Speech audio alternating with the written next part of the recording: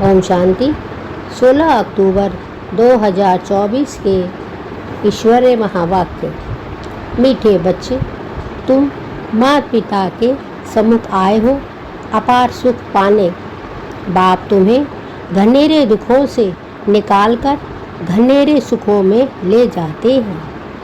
प्रश्न, एक बाप ही रिजर्व में रहते पुनर्जन्म नहीं लेते हैं, क्यों? उत्तर, क्योंकि कोई तो तुम्हें तमो प्रधान से सतो प्रधान बनाने वाला चाहिए। अगर बाप भी पुनर्जन्म में आए तो तुमको काले से गोरा कौन बनाए? इसीलिए बाप रिजर्व में रहता है।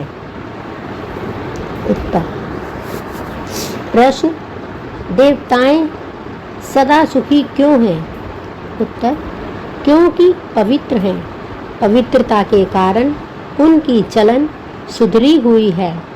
जहाँ पवित्रता है वहाँ सुख शांति है। मुख्य है पवित्रता। ओम शांति।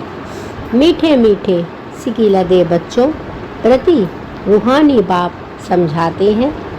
वह बाप भी है, माता पिता भी है। तुम गाते थे ना, तुम माता पिता हम बालक तेरे, सब पुकारते रहते हैं। किसको पुकारते हैं? परम पिता परमात्मा को। बाकी उनको समझ में नहीं आता कि उनकी कृपा से सुख घनेरे कौन से और कब मिले। सुख घनेरे किसको कहा जाता है वह भी नहीं समझते। अभी तुम यहाँ सामने बैठे हो, जानते हो यहाँ कितने सुख घनेरे हैं। यह है दुख धाम, वह है सुख धाम। किसकी बुद्धि में नहीं आता है कि हम 21 जन्म स्वर्ग में बहुत सुखी रहते हैं। तुमको भी पहले यह अनुभव नहीं था। अभी तुम समझते हो हम उस परमपिता परमात्मा माता पिता के सामने बैठे हैं। जानते हो हम 21 जन्मों के लिए स्वर्ग की बादशाही प्राप्त करने के लिए ही यहाँ आते हैं। बाप को भी जान लिया और बाप द्वारा सारे सृष्टि चक्र को भी समझ लिया है। हम पहले घनेरे सुख में थे, फिर दुख में आए। यह भी नंबरवार हर एक की बुद्धि में रहता है। स्टूडेंट को तो सदैव याद रहना चाहिए, परंतु बाबा देखते हैं घड़ी घड़ी भूल जाते हैं, इसीलिए फिर मुरझा जाते हैं। झूई मुई अवस्था हो जाती है, माया वार कर लेती है। वह जो खुशी होनी चाहिए वह नहीं रहती। नंबरवार पद तो है ना।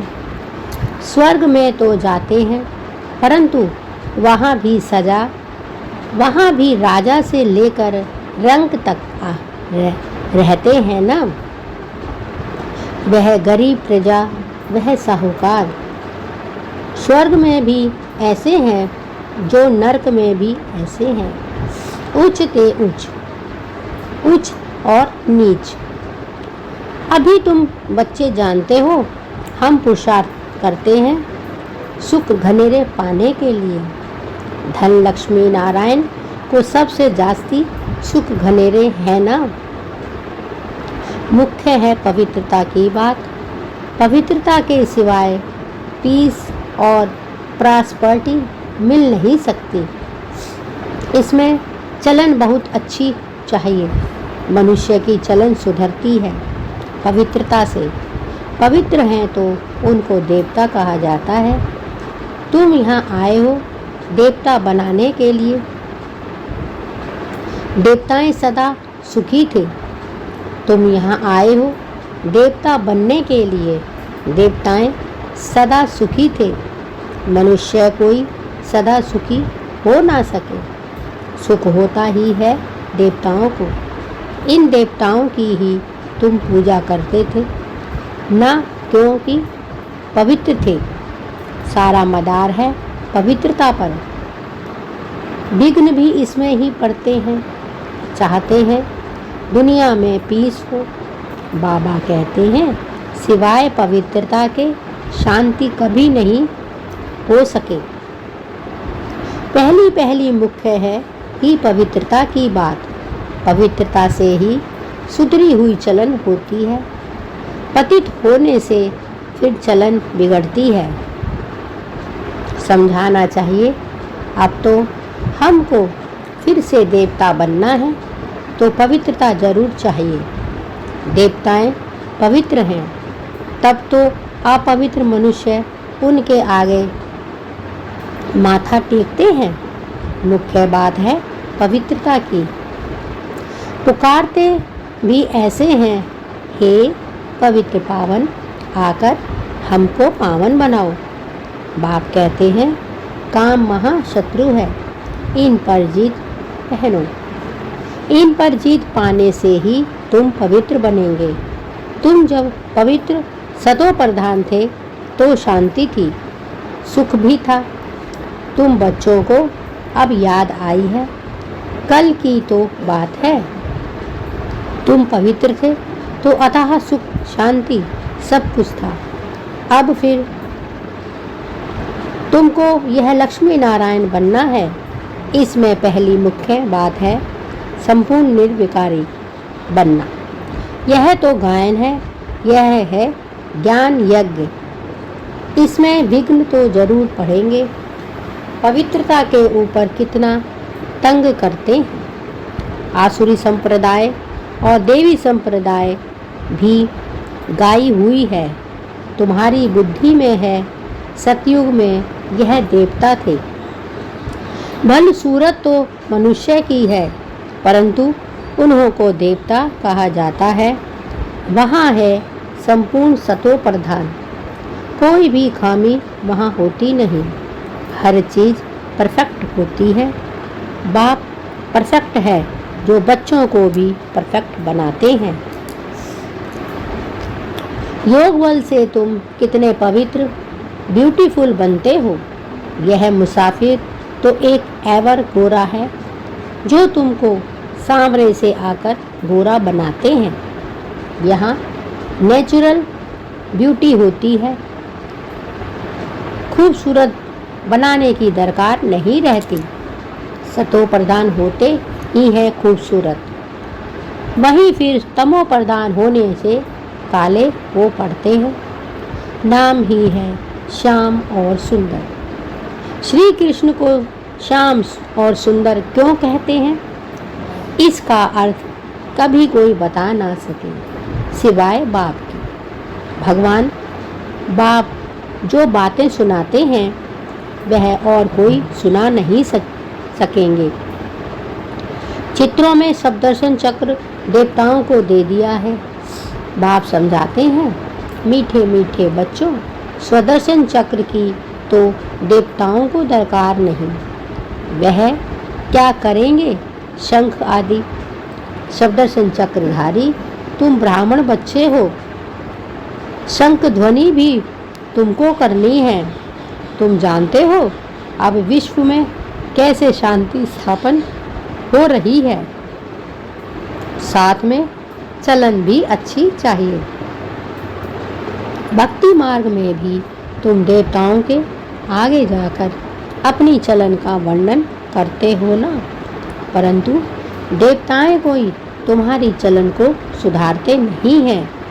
सुधारने वाला और है, वह शिव बाबा तो है निराकार। उनके आगे ऐसे नहीं कहेंगे कि आप सब गुण संपन्न हो। शिव की महिमा ही अलग है, देवताओं की महिमा गाते हैं। परंतु हम ऐसे कैसे बने, आत्मा ही पवित्र और अपवित्र बनती है ना। अब तुम्हारी आत्मा पवित्र बन रही है। जब आत्मा संपूर्ण बन जाएगी तो फिर यह शरीर पतित नहीं रहेगा, फिर जाकर पावन शरीर लेंगे। यहाँ तो पावन शरीर हो ना सके। पावन शरीर तब हो जब प्रकृति की भी सतो प्रधान हो। नई दुनिया में हर एक चीज़ सतो प्रधान होती है। अभी 5 तत्व तमो प्रधान हैं, इसीलिए कितने उपद्रव होते रहते हैं। कैसे मनुष्य मरते रहते हैं। तीर्थ यात्रा पर जाते हैं, कोई एक्सीडेंट हुआ मर पड़ते। जल, पृथ्वी आदि कितना नुकसान करते हैं। यह सब तत्व तुमको मदद करते हैं। विनाश में अचानक बाढ़ आ जाती है, तूफान लगते, यह है नेचुरल आपदाएं। वह बॉम्ब्स आदि जो बनाते हैं वह भी ड्रामा में नूंद है। उनको ईश्वर आपदाएं नहीं कहेंगे, वह तो मनुष्य ने बनाए हैं। अर्थक्वेक आदि कोई मनुष्य ने बनाए हुए नहीं हैं। यह आपदाएं सब आपस में मिलती हैं, पृथ्वी से हल्काई होती है। तुम जानते हो कैसे बाबा हमको एकदम हल्का बनाकर साथ ले जाते हैं नई दुनिया में। माथा हल्का होने से फिर चुस्त हो जाते हैं ना। तुमको बाबा बिल्कुल हल्का कर देते हैं, सब दुख दूर हो जाते हैं। अभी तुम सबका माथा बहुत भारी है, फिर सब हल्के, शांत, सुखी हो जाएंगे। जो जिस धर्म वाले हैं सबको खुशी होनी चाहिए। बाबा आया हुआ है सबकी सद्गति करने। जब पूरी स्थापना हो जाती है तब फिर सब धर्म विनाश हो जाते हैं। आगे तुम्हारी बुद्धि में यह ख्याल भी नहीं था। अभी समझते हो गायन भी है, ब्रह्मा द्वारा स्थापना, बाकी अनेक धर्म सब विनाश। यह कर्तव्य एक बाप ही करते हैं, दूसरा कोई कर ना सके सिवाय एक शिव बाबा के। ऐसा अलौकिक जन्म और अलौकिक कर्तव्य किसका हो ना सके। बाप हैं उच्च ते उच्च, तो उनका कर्तव्य भी बहुत उच्च है। करण करावन हार है ना। तुम नालिश सुनाते हो, बाप आया हुआ है इस सृष्टि से पाप आत्माओं का बोझ उतारने के लिए। यह तो गायन भी है ना। बाप आते हैं एक धर्म की स्थापना और अनेक धर्मों का विनाश करने। तुमको अब कितना कुछ महात्मा बना रहे हैं। महात्मा देवता बिगर कोई होता नहीं। यहाँ तो अनेकों को महात्मा कहते रहते हैं, परंतु महात्मा कहा जाता है महान आत्मा को। राम राज्य कहा ही जाता है स्वर्ग को, और राम राज्य ही नहीं तो विकार का सवाल भी नहीं उठ सकता। इसीलिए उनको कहा जाता है संपूर्ण निर्विकारी। जितना संपूर्ण निर्विकारी बनेंगे उतना तुम स्वयं सुख पाएंगे। अपूर्ण तो इतना सुख पा ना सके। स्कूल में भी कोई संपूर्ण अपूर्ण होते हैं। फर्क दिखाई पड़ता है। डॉक्टर माना डॉक्टर, परंतु कोई की पगार बहुत कम और कोई की बहुत जास्ती। वैसे ही आत्माएं तो आत्माएं होती हैं, परंतु मर्तबे का फर्क कितना पड़ जाता है। बाप आकर तुमको कुछ पढ़ाई पढ़ाते हैं। श्री कृष्ण को कहते हैं श्याम सुंदर, सांवरा कृष्ण भी दिखाते हैं। श्री कृष्ण सांवरा थोड़े ही होता है, नाम रूप तो बदल जाता है ना। सो भी आत्मा सांवरी बनती है। भिन्न नाम रूप देश काल अभी तुमको समझाया जाता है। तुम समझते हो बरोबर। हम शुरू से लेकर कैसे पाठ में आए हैं। पहले देवता थे, फिर देवता से असुर बने। बाप ने 84 जन्मों का राज भी समझाया है, जिसका और कोई को पता नहीं है। बाप ही आकर सब राज समझाते हैं। बाप कहते हैं, मेरे लाडले बच्चे, तुम हमारे साथ घर में रहते हैं थे ना। तुम भाई भाई थे ना। सब आत्माएं थीं, शरीर नहीं था। बाप था और तुम भाई भाई थे और कोई संबंध नहीं था। बाप तो पुनर्जन्म में आते नहीं, वह तो ड्रामा अनुसार रिजर्व रहते हैं। उनका पाठ ही ऐसा है। तुमने कितना समय पुकारा है, वह भी बाप ने बताया है। ऐसे नहीं द्वापर में पुकारना शुरू किया है, नहीं, बहुत समय के बाद तुमने पुकारना शुरू किया है। तुमको तो बाप सुखी बनाते हैं, अर्थात सुख का वर्षा बाप दे रहे हैं।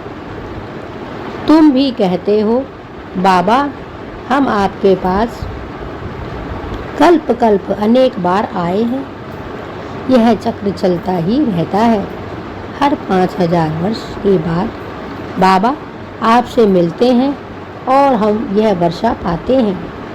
जो भी सब देहधारी हैं, सब स्टूडेंट हैं, पढ़ाने वाला है विदेही। यह उनकी देह नहीं है, खुद विदेही हैं। यहाँ आकर देह धारण करते हैं। देह बिगर बच्चों को पढ़ावें कैसे। सभी रूहों का एक वह बाप है। भक्ति मार्ग में सब उनको पुकारते हैं। बरोबर रुद्र माला सिमरते हैं। ऊपर में है फूल और युगल मेरू। वह तो एक जैसे ही हैं। फूल को क्यों नमस्कार करते हैं, यह भी अभी तुमको पता पड़ा है कि माला किसकी फेरते हैं। देवताओं की माला फेरते हैं या तुम्हारी फेरते हैं। माला देवताओं की है या तुम्हारी है। देवताओं की नहीं कहेंगे, यह ब्राह्मण ही है जिनको बाप बैठ पढ़ाते हैं। ब्राह्मण से फिर तुम देवता बन जाते हो। अभी पढ़ते हो, फिर वहाँ जाकर देवता पद पाते हो। माला बहुत ब्राह्मणों की है। जो तुम बाप द्वारा पढ़कर मेहनत कर फिर देवता बन जाते हो, बलिहारी पढ़ाने वाले की। बाप ने बच्चों की कितनी सेवा की है। वहाँ तो कोई बाप को याद भी नहीं करते हैं। भक्ति मार्ग में तुम माला फेरते हो, अभी वह फूल आकर तुमको भी फूल बनाते हैं, अर्थात अपनी माला का दाना बनाते हैं। तुम गुलगुल बनते हो ना। आत्मा का ज्ञान भी अभी तुमको मिला है। आत्मा का ज्ञान भी अभी तुमको मिलता है। सारे सृष्टि के आदि मध्य अंत का ज्ञान तुम्हारी बुद्धि में है। तुम्हारी ही महिमा है। तुम ब्राह्मण बैठ समान ब्राह्मण बनाकर फिर स्वर्गवासी देवी देवता बनते हो। तुम ब्राह्मण बैठ आप समान ब्राह्मण बनाकर फिर स्वर्गवासी देवी देवता बनते हो। देवताएं स्वर्ग में रहते हैं। देवताएं स्वर्ग में रहते हैं। तुम जब देवता बन जाते हो, वहाँ तुमको पास्ट प्रेजेंट फ्यूचर की नॉलेज नहीं होगी। तुम जब देवता बन जाते हो तो वहाँ तुमको पास्ट प्रेजेंट फ्यूचर की नॉलेज नहीं होगी। अभी तुम ब्राह्मण बच्चों को ही पास्ट प्रेजेंट फ्यूचर का ज्ञान मिलता है। अभी तुम ब्राह्मण बच्चों को ही पास्ट प्रेजेंट और फ्यूचर का ज्ञान मिलता है और कोई को भी ज्ञान नहीं मिलता। तुम बहुत बहुत भाग्यशाली हो। परंतु माया फिर भुला देती है। तुमको कोई यह बाबा नहीं पढ़ाते हैं, यह तो मनुष्य है, यह भी पढ़ रहे हैं। यह तो सबसे लास्ट में था, सबसे नंबर 1 पतित, वही फिर नंबर 1 पावन बनते हैं। परंतु माया फिर भुला देती है। तुमको कोई यह बाबा नहीं पढ़ाते हैं, यह तो मनुष्य है, यह भी पढ़ रहे हैं। यह तो सबसे लास्ट में था, सबसे नंबर 1 पतित, वही फिर नंबर 1 पावन बनते हैं। कितना सुखी होते हैं। एम ऑब्जेक्ट सामने खड़ी है। बाप तुमको कितना उच्च बातें बताते हैं। बाप तुमको कितना उच्च बनाते हैं। आयुष्मान भव, पुत्रवान भव, यह भी ड्रामा में मूल है। बाप तुमको कितना उच्च बनाते हैं, इस बात की तुम्हें खुशी होनी चाहिए। वह कहते हैं, आशीर्वाद देते हैं, आयुष्मान भव, पुत्रवान भव, यह भी ड्रामा में मूल है। बाप कहते हैं, मैं अगर आशीर्वाद दूं फिर तो सबको देता रहूं। बाप कहते हैं, अगर मैं आशीर्वाद दूं फिर तो सबको देता रहूं। मैं तो तुम बच्चों को पढ़ाने आता हूँ, पढ़ाने से ही तुम्हें आशीर्वाद मिल जाती है। बाप कहता है, मैं तो तुमको पढ़ाने आता ही हूँ, तुमको आशीर्वाद देता हूँ, फिर तो सबको देता रहूँ। मैं तो तुम बच्चों को पढ़ाने आता हूँ, पढ़ाई से ही तुम्हें सब आशीर्वाद मिल जाती है। अच्छा, मीठे मीठे सिकी लदे बच्चों प्रति माता पिता आप दादा का याद प्यार और गुड मॉर्निंग। रूहानी बाप की रूहानी बच्चों को नमस्ते और हम सभी रूहानी बच्चों की रूहानी माता पिता बाप दादा को याद प्यार, गुड मॉर्निंग और नमस्ते। धारणा के लिए मुख्य सार। 1. जैसे बाप परफेक्ट हैं, ऐसे स्वयं को परफेक्ट बनाना है। पवित्रता को धारण कर अपनी चलन सुधारनी है। सच्चे सुख शांति का अनुभव करना है। जैसे बाप परफेक्ट है, ऐसे स्वयं को परफेक्ट बनाना है। पवित्रता को धारण कर अपनी चलन सुधारनी है। सच्चे सुख शांति का अनुभव करना है। 2. सृष्टि के आदि मध्य अंत का ज्ञान बुद्धि में रख ब्राह्मण सो देवता बनाने की सेवा करनी है। अपने उच्च भाग्य को अभी भूलना नहीं है। सृष्टि के आदि मध्य अंत का ज्ञान बुद्धि में रख ब्राह्मण सो देवता बनाने की सेवा करनी है। अपने उच्च भाग्य को कभी भूलना नहीं है। वरदान। धारणा स्वरूप द्वारा सेवा करके खुशी का प्रत्यक्ष फल प्राप्त करने वाले सच्चे सेवादारी भव। धारणा स्वरूप द्वारा सेवा करके खुशी का प्रत्यक्ष फल प्राप्त करने वाले सच्चे सेवादारी भव। सेवा का उमंग रखना बहुत अच्छा है, लेकिन यदि सर्कमस्टांस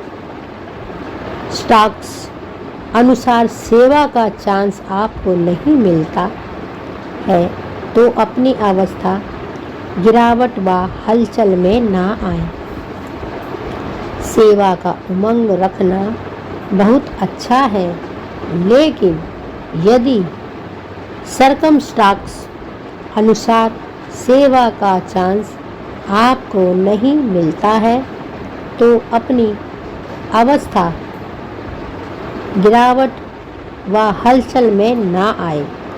अगर ज्ञान सुनाने का चांस नहीं मिलता है, लेकिन आप अपनी धारणा स्वरूप का प्रभाव डालते हो, तो सेवा की मार्क्स जमा हो जाती है। अगर ज्ञान सुनाने का चांस नहीं मिलता है, लेकिन आप अपनी धारणा स्वरूप का प्रभाव डालते हो, तो सेवा की मार्क्स जमा हो जाती है। धारणा स्वरूप बच्चे ही सच्चे सेवाधारी हैं। धारणा स्वरूप बच्चे ही सच्चे सेवाधारी हैं। उन्हें सर्व की दुआएं और सेवा के रिटर्न में प्रत्यक्ष फल खुशी की अनुभूति होती है। उन्हें सर्व की दुआएं और सेवा के रिटर्न में प्रत्यक्ष फल खुशी की अनुभूति होती है। स्लोगन: सच्चे दिल से दाता विधाता वरदाता को राजी कर लो, तो रूहानी मौज में रहेंगे। सच्चे दिल से दाता विधाता और राजी कर लो, तो रूहानी मौज में रहेंगे। बाबा कहते हैं, सच्चे दिल से दाता विधाता और वरदाता को राजी कर लो, तो रूहानी मौज में रहेंगे। ओम शांति।